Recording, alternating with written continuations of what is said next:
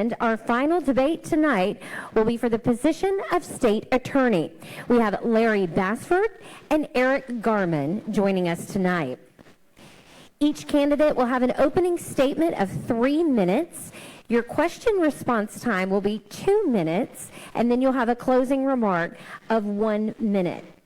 Now, prior to sitting down, you did draw a number, and Eric Garman drew number 1, Larry Bassford number 2. So when we get to the question round, Eric, you will go first, but we are going to go alphabetically for our opening statements. And I do have the questions here in my hand. I will be opening them up. They are sealed right now. So let's begin with our opening statements from Larry Bassford. Is this live? Good evening. Thank all of you for being here, and those of you that are watching online for taking an interest in our community. Like many of you, I believe we are blessed to live in this part of our great state. This is one of the safest places to live and work and raise our families, and I want to keep it that way. I'm Larry Bassford, and as your state attorney for the last 3.5 years, it has truly been an honor to serve and protect you. As your state attorney, I've pursued justice in every case, and my decisions have been determined by the law, by the facts, and on my desire to keep our community safe. When I was campaigning 4 years ago, I made some promises to you. I promised you that I would keep our community safe and that I would keep crime rates down. We've done that. I've worked with our brave men and women in law enforcement who put their lives on the line every day to serve and protect us, to keep our crime rates down, and they are down. Governor DeSantis has recognized our office as being the best when it comes to putting dangerous people in prison. So I've kept that promise. I also made a promise that I would use my leadership and experience to mentor and train the prosecutors that work with me. When we go to court, we go as a team, and I still try cases. That's the reason we have some of the best prosecutors and some of the highest conviction rates in the state of Florida. I also told you that I would be open and honest with the decisions that we made, and I've kept that promise. We've been transparent and honest and open when we meet with victims and tell them how we made our decisions and why we made those, as well as the public and the press. I've kept those promises, and that's important because in an election year, talk is cheap. As a prosecutor for over 30 years, you've trusted me to try some of the most dangerous people in this area. And I've used that experience to be able to mentor and train our younger prosecutors. In addition to that, as a career prosecutor, I'm the one that prosecuted the man who brutally murdered David Turan, an Air Force major, outside his home in Forest Park, and the man from Georgia who sits on death row because he abused and killed a young 14-year-old little girl, Melinda Henson, at a hotel room just across the street.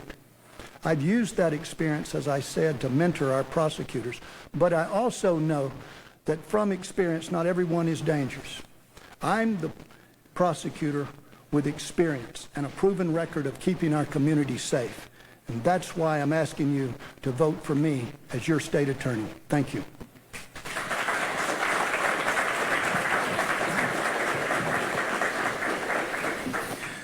I couldn't agree more with Larry.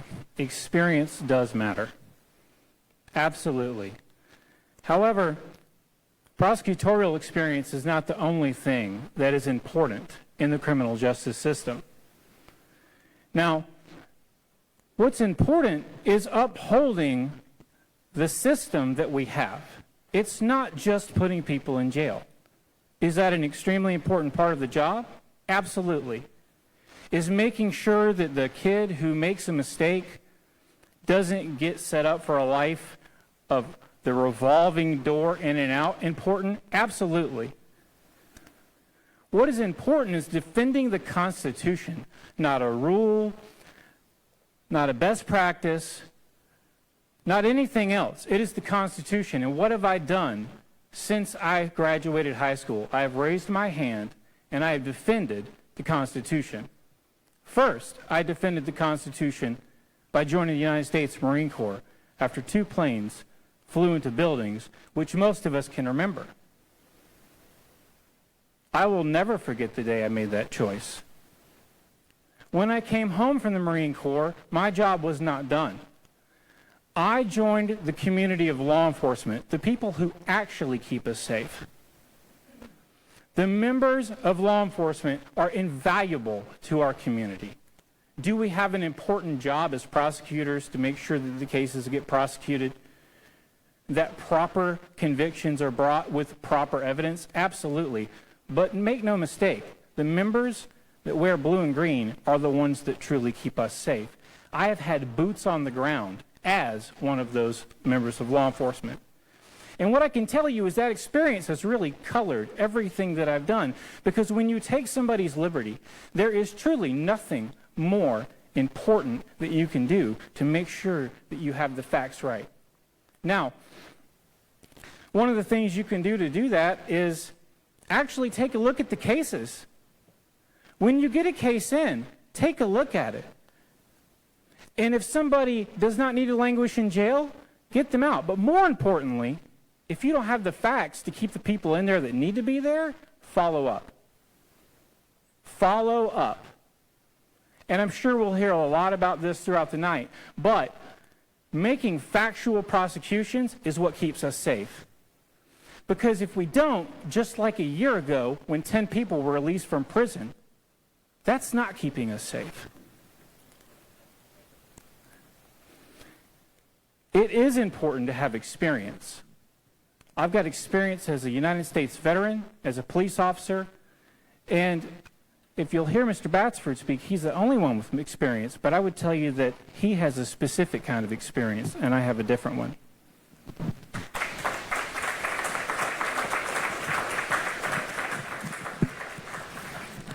Thank you both. We are now opening up the questions. And again, Mr. Garman, you will answer the question first.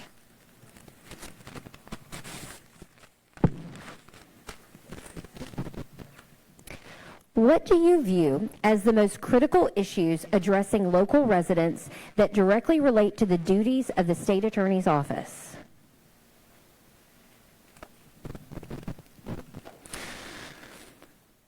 That's a great question. And very simply put, and that's really a dangerous phrase in the legal community, but it's enforcing the laws that we have. So, as an example, you'll hear a lot about human trafficking, and I can say that that is one of our largest faced problems that we have. Fentanyl and drugs are absolutely an issue, but one of the largest unaddressed issues, because we simply don't really know how to track it well, because usually you're not prosecuted for human trafficking. You're prosecuted for the prostitution or the murder or the battery. But the actual human trafficking charge itself many times goes to the wayside. So, what can we do? Well, we can do a few things. First and foremost, we can start tracking it. I would use my position to go to Tallahassee and say, it's not just enough to have a statute for this. We need to have an enhancement on the criminal score sheet so every single time a child or an adult that is being trafficking is taken advantage of, we not only can track that so we can get funding and we can know how we're doing, but we can also make sure that if there's an enhancement there, they stay in jail longer. We keep the people that need to be in prison in prison. Not that we're not doing that now, but if you ask anybody, honestly, many people will tell you that you cannot really track right now with a good certainty the human trafficking numbers. And that's because right now you either go on a wild goose chase or you get them with the easier crime, the one that might get them there longer. But that does not mean that they should not pay for that specific crime.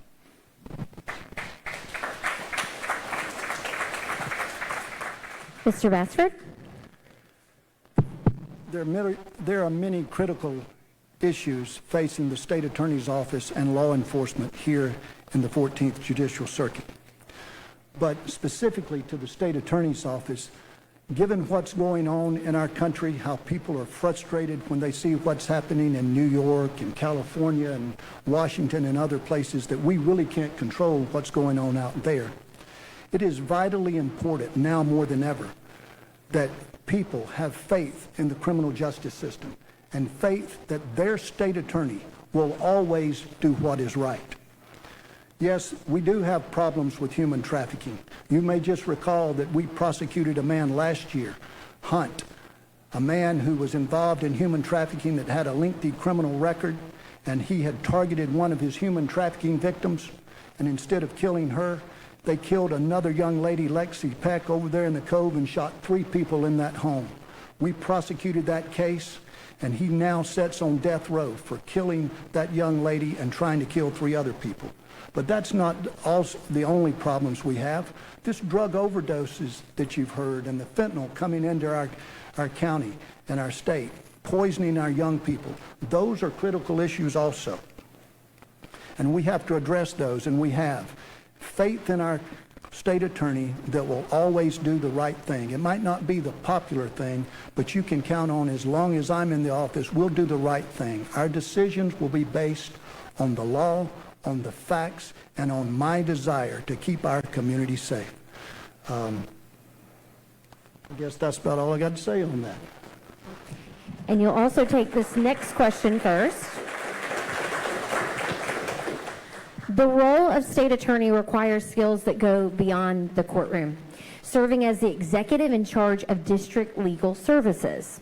Share your own managerial experience and identify any ways you believe the operations of the state attorney's office can be improved over the next 4 years. Thank you. Being the state attorney is more than just being a manager of an organization. The state attorney has to be the leader of the team there at the state attorney's office. And every good leader knows that you do not demand respect, you have to earn it. And you earn respect by being in the trenches, by getting your hands dirty, and by leading by example. I've done that. And that's what it takes to be an effective leader. In addition to that, you talked about things to improve the things at the state attorney's office. Well, at the state attorney's office, as you know, I'm responsible for prosecuting crimes in 6 counties. I have 6 county chiefs that supervise the individuals in those offices, and they report directly to me. Now, we are constantly evaluating our attorneys and our programs to see how we can do better, how we can be more efficient. For instance, we moved away from a paper file system to a digital system, and that's allowed us to be much more faster and efficient with our prosecutions. In addition to that, I like to take time after an attorney has prosecuted a case and sit down with them and say, hey, what did you do right, what you think you could have done better, and what you need to be successful again when you go in the courtroom. That's important because I've worked my way all the way up from the bottom to the position that I have now. And along the way, I learned those valuable skills about talking with people and developing my trial skills so I can mentor and teach these young lawyers that we have. We have a great teamwork there at the state attorney's office. When we go to court, as I said, we go as a team, and we're successful when we go. Mr. Garman. So going to the question beyond the law side, what experience do I bring from a managerial standpoint? Again, I would agree extremely, very much with what Larry has said. Experience does matter. For the last 12 years, I've ran businesses. I've started businesses. I've been managers in large law firms, small law firms, and medium law firms. The last 12 years of my life has been managing individuals in one way or another, with about a year break in there. Now, with that being said, it goes a lot further than just leadership, because this is not just a leadership question. A little while back, and every office has issues with personnel, but a little while back, about 5 people left the state attorney's office one week. And as you can imagine, that causes an uproar. So to keep people here, you have to do what you can do. And my suggestion would be to do that with leadership, initiatives, pay scales. But a prosecutor with about 7 years of experience got a $35,000 raise and became higher paid than a female attorney who had been there, I think, roughly 21 years and is the head of the sex crimes unit. Now, from a compression standpoint as a manager, what in the world do I do with that prosecutor who's been there for 7 years when I have now jettisoned the pay astronomically beyond a level of experience in an act of desperation? I should not have to get there. I should never be there in the first place. We need to start looking at what can we do to retain these people. One of the prosecutors went down south to make less money. Another prosecutor went to the public defender's office to make less money. So it goes beyond how long you've prosecuted cases. It goes to how you treat your people and how you run your business. And the state attorney's office is one of the largest law firms in the circuit. Mr. Bassford, would you like a rebuttal? Yes, I would. You have 45 seconds for a rebuttal. We are the largest law firm in the state attorney's in the 14th Judicial Circuit. And I believe that raises should be handed out based on merit. This prosecutor with 7 years of experience is one of the best prosecutors that I have in the office, and he has shown an effort by working hard, putting in the overtime to develop his trial skills. And that's the reason he got that raise. As far as recruiting people, we've raised the salary of the state attorneys, the entry level, from $50,000 to $70,000 to recruit and try to retain our prosecutors. Turnover is always going to be an issue at the state attorney's office because we're great grounds, training grounds for trial attorneys. Well, I'll address this with my next question. You have 15 seconds left. Okay. Because we're a great training ground for trial attorneys. We lose them to law firms who can pay them much more money for making, for less stress, less work, and sometimes they're even able to work at home. And if you look around, almost half of the judges that we have in the 14th Circuit had some experience with the state attorney's office before they were appointed to that bench. Thank you.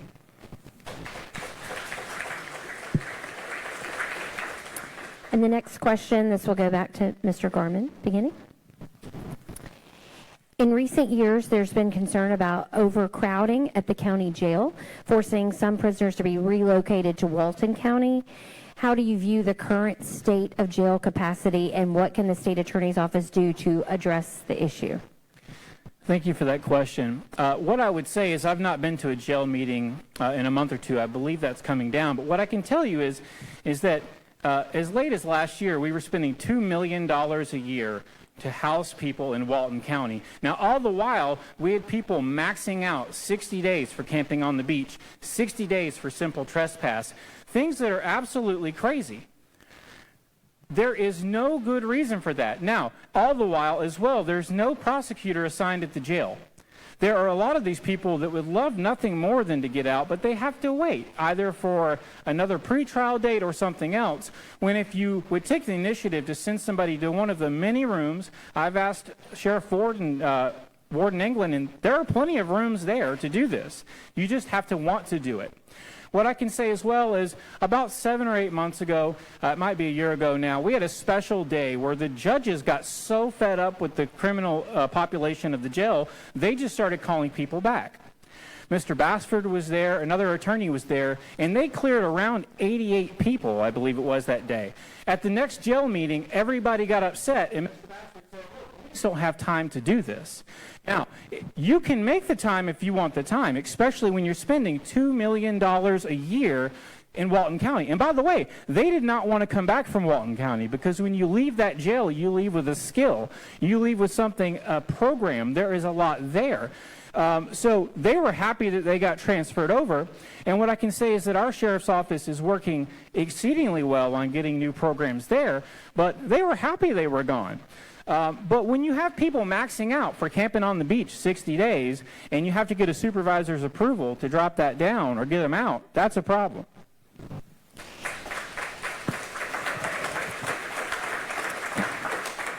Mr. Bassford, you'll have 45 seconds for a rebuttal, and then you'll have your 2 minutes to answer the question.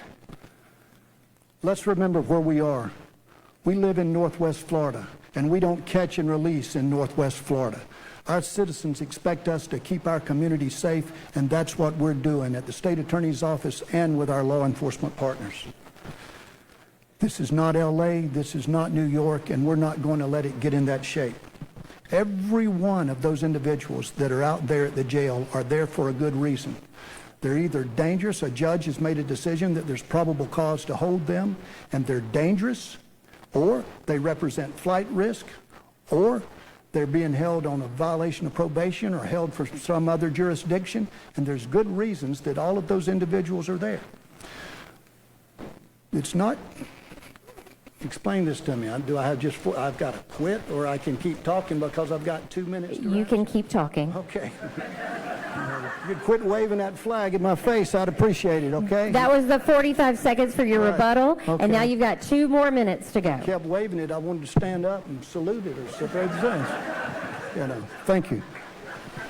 All right. This problem with the jail started back when we had Hurricane Michael and we had to shut down some of our court operations temporarily. And then as we were getting on board and moving those cases and that backlog along, we got hit with COVID, and that delayed things even further. But working with our criminal justice partners, and I mean the public defender's office, the judges, probation and parole, as well as our pretrial release people, and the sheriff's office and the police departments, in giving citations and warnings instead of arresting people, that has helped bring our population down. And last September, as of last September, we no longer have anybody over in the Walton County Jail. And another point, yes, we did have to house people over there, and it cost us about $54 a day to house people over in the Walton County Jail. But it cost us around $50 a day to house them in the Bay County Jail. And that money that was spent, it was money that was spent, but that was none of the Bay County taxpayers' money. That was some of the funds that were available from COVID relief to help with situations like that. This camping on the beach for 60 days, that's an anomaly. Most of the time when that happens, somebody is sentenced to around 2 or 3 days or time served for those types of crimes. And if that individual was there that long, it may very well have been because he or she had some mental health problems and they were trying to find a place for that individual rather than putting them back on the street. I guess that's about all I have to say on that, other than we are good stewards of your money and we understand the cost involved in housing individuals, but at the same time, it is my job to enforce the law and keep our community safe, and I'm going to continue to do that. 45 seconds for a rebuttal. As far as being good stewards of money, let's just cut to the chase. After Mr. Bassford got elected, he employed former State Attorney Hess, paid him in the range, and you can correct me, somewhere around $145,000 a year to have one case, which he lost at least twice. I do not believe that's a good steward of our money. He also has part-time employees in the northern end that were making $80,000 a year when the starting attorneys were making $60,000 with full benefits. Now, that was discovered, and we had to correct course, and they brought that salary down to only around $60,000 with full benefits for part-time. I guess that's the end of the. I guess that's the end of the rebuttal. Mr. Bassford, do you have another chance for rebuttal? You have another chance for rebuttal? In regard to Mr. Hess trying that case, if you'll recall, after Parkland, the state attorney down there, Michael Sachs, remained on board to try that case because of so much time that he had invested in this case.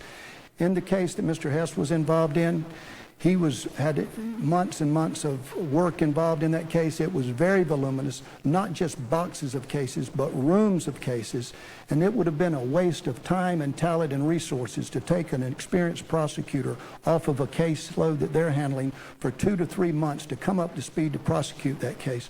Mr. Hess prepared that case for trial 4 times. The first time it was a mistrial because of what one of the witnesses tried to tamper with the jury. The second time it was a hung jury. The third time it was a hung jury. And the fourth time, when he had it ready to go to trial, the defendant decided they would end up and plead to the case and pay their part of the restitution. Thank you. That was a good good effort and a good expenditure of money, and he didn't make anywhere close to $140,000. Moving on I to the think next the total question. was. Thank you. Thank you, ma'am. Okay. A healthy state attorney's office relies upon the recruitment and retainment of young attorneys. We've already touched on this some, but what can be done to address this issue in District 14? That is a very good question, because all across the nation, state attorneys and public defenders are facing this problem, recruiting and retaining people. What we've done here locally is reach out to our law schools and be very proactive in recruiting them. When we interview people by Zoom, if we like that person, we invite them to come to our office and experience what we have here, to meet our prosecutors, let them talk individually with the prosecutors. We take them over and introduce them to the courthouse personnel, the judges, and walk them around. We take them out and wine them and dine them like the law firms do, or that some of the coaches do, so they don't have to just come in here and leave. And we've been very successful in recruiting those people once they come here and see our beautiful beaches and what we have to offer. In addition to that, I've raised the salaries up, as I said earlier, from $50,000, which is what law enforcement officers make, to $70,000. And there was a compression issue all along that way. But you have to understand, when we have lawyers coming out of law school, some of those have debts of $150,000 to $200,000 or $300,000, and it's hard for them to make payroll. It's going to be a constant problem, not just with us, but also with the Public Defender's Office, and you can ask Mark Sims about that. Just recently, the state attorney in Miami was quoted in giving interviews how she had lost 187 prosecutors in the last 2 years. So this is a problem that is going to continue, and we have to be recruiting by going to law schools and recruiting people and making it very attractive for people to come work for our office. Because if you're a prosecutor, although that's a humble calling, sometimes the people have financial considerations and they have to make more money, and that's the reason they go work with people like Morgan and Perry and Young and other places. But we're doing our best, and we have paid interns. That's the first time this summer, and those paid interns have indicated that they want to come back and be prosecutors with our office. Thank you. I'll circle back around to something Larry said earlier, and that's talk is cheap. At the end of the day, you are the manager of one of the largest law firms. You can't just call a school and set up a Zoom and hope you're going to get the best and brightest legal talent. You need to get out of Bay County, get in your car, or get on a plane, whichever you choose, and you need to go to them. You need to show them that you're taking the initiative from the absolute start. You're not going to get the best and the brightest, even if that's the newest best and brightest, fresh out of law school or otherwise, by simply hoping that somebody will answer an ad and that hopefully a Zoom interview will go well. You have to go to them, whether you're in the private industry or whether you're in the public industry. I've had to recruit talent, retain talent, and attract talent, because otherwise I would have to have a very difficult conversation with my wife across the table. It's not just, well, we're going to have to shift some things around. It's, if we don't do this and we don't make this work, we're going to have to shut the firm down. And those real conversations are, again, one of the things that separate me. Again, it really doesn't matter. And what I would say is, how about a recruitment bonus? What I can say is, I know personally, I'm willing to dedicate up to 10% of my salary, if allowed, back to the state to recruit people to come here, moving bonuses and other. I know Mr. Bassford not only has his salary, he also has a full retirement. So I would ask if he would make the same commitment right now, that he would donate at least a portion of his salary to make sure that we get sign-on bonuses, moving bonuses, or otherwise, as the state would allow.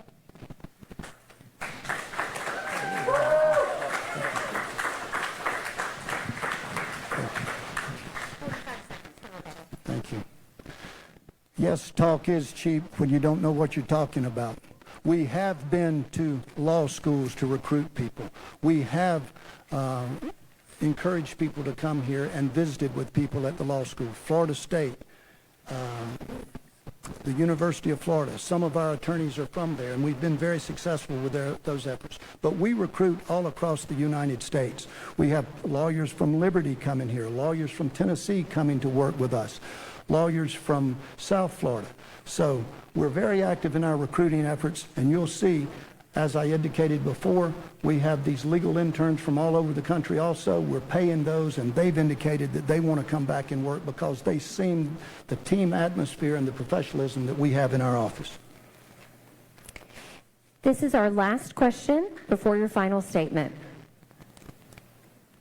If a police officer is engaged in misconduct, either on or off duty, how does the state attorney's office balance its relationship with law enforcement officers in cases that directly involve their conduct? Well, obviously that depends on who the officer is, okay? And the reason I say that is because we have had deputies and we've had patrol officers that got in trouble with DUIs and other forms of misbehavior, on duty and off duty, and we've prosecuted those. However, if it is the head of a department, for instance, if it would be a sheriff or a chief of police, that's a whole different matter altogether because we have special relationships with those individuals, okay? We have to have a good working relationship with them and with their departments. I know what this question is referring to, perhaps, from what happened up there in Lynn Haven. In that case, because of our working relationship with that chief, and because we had a murder case pending and we knew how important our working relationship was with that office, we decided to get an executive assignment and have the governor assign a special prosecutor to handle that case. So there would be no indications that there was any special favors or anything done with that officer. If it's an off-duty situation where there's just some official misconduct by an officer, sometimes that affects their credibility, and we have to look and see if whether or not we can use that witness in the future in any cases where he or she may be called to testify. Each case is different, and we have to base our decisions based on the facts and circumstances of each case. In the case where we sought a executive assignment recently, that is what the people would expect me to do when we're prosecuting someone like that is the head of a department or a sheriff, for instance. Mr. Garman? If you're expected to go after errant law enforcement officers, you first have to have your own house in order. In that Lynn Haven case, the conflict said, well, I'm best friends or I'm really close friends. It was 3 weeks later. It does not take 3 weeks to know that you are so close with somebody that you need to conflict off. If you're so close with that person, you also should be conflicted from that person's son. And your office dropped that person's son had an illegal baiting case in Washington County 10 days later, and you dropped it without conflicting. Now, if you're too close to him here, why are you not too close to him there as well? When the 10 people got released out of prison, and I saw some faces going, you can look it up. They got released out of prison. They're retrying some pled. That officer had already been in trouble once for not doing proper things with CIs. No Brady letter. Then the officer got caught with drugs in their desk. A Brady letter was penned, and they decided it was prudent to take that person to trial 2 weeks later. How about let's delay that trial a little bit? What do you know? He got called out of prison. If your son and your daughter-in-law are law enforcement officers and making cases and presenting them to a jury, maybe you should conflict. Maybe your prosecutor does not believe they can drop that case if they need to, if their dad is their boss, is the one that is actually going to make the decision. So before you can start with law enforcement, you have to start with your own house. You have to conflict when it's good. If your political opponent who says they want to run for state attorney gets pulled over, and the lieutenant from the sheriff's office says on the cell phone, now this isn't a deposition, should I arrest them? And your answer is yes, you should conflict off that case. You should not prosecute that case. You must first get your own house in order.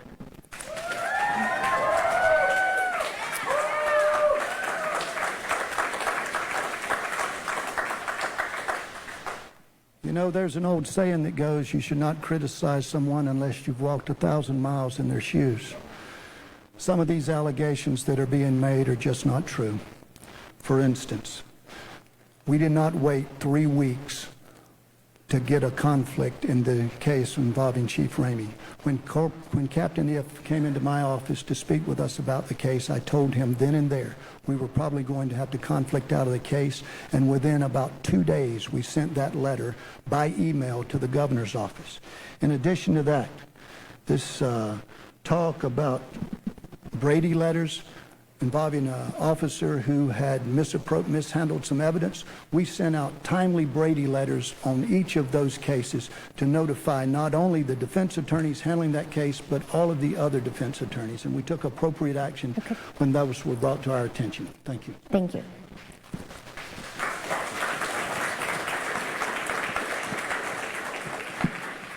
And that concludes our questions. So now we will have our closing remarks. Each candidate has 1 minute for closing remarks. We are going to go alphabetical, starting with Larry Bassford. The evidence is undisputed. I'm the experienced prosecutor with a proven record of keeping us safe. Safe when we send our children to school, safe when we go to work, safe when we worship, and safe when we go to sleep at night. I've trained and prepared for this job for over 30 years, and I did it by starting at the bottom and working my way up. Along the way, I learned how to deal with people, and I developed trial skills that would enable me to lead the experienced team of prosecutors. Under my leadership, we've been successful and we've done a good job. Crime rates are down. Governor DeSantis has recognized our office as being the best in the state in sending dangerous people to prison. Hurricane Michael was devastating, but we used a construction fraud task force to get them thousands of dollars in restitution. When you are deciding to vote for a state attorney, think about this. When you need heart surgery, you want the best surgeon to do the job. When you fly in a plane, you want someone with hundreds of hours in that cockpit. And when you are the victim of a crime, you want a proven prosecutor with an experienced record of keeping our community safe. I'm Larry Bassford, and I would appreciate your vote. Thank you.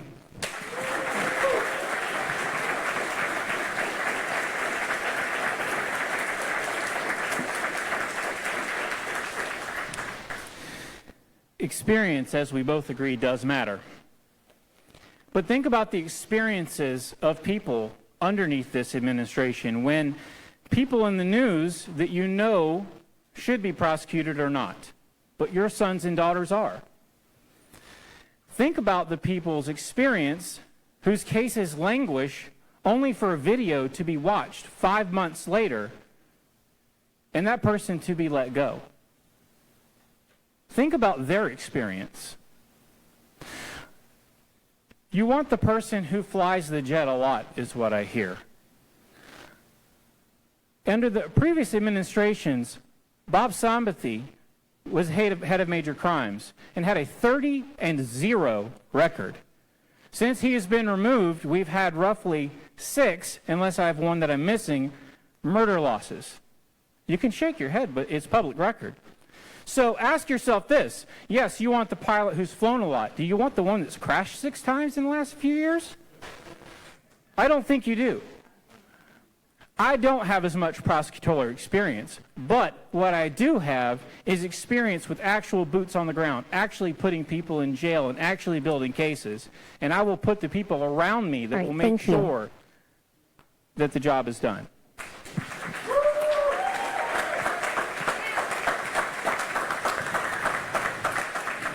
Thank you to both of our candidates for state attorney, Larry Bassford and Eric Garman. Thank you, all of you who have attended the debate tonight. And if you missed any of it, you can go to WJHG.com for a full recap. For News Channel 7, I'm Jessica Foster. Everyone have a safe trip home.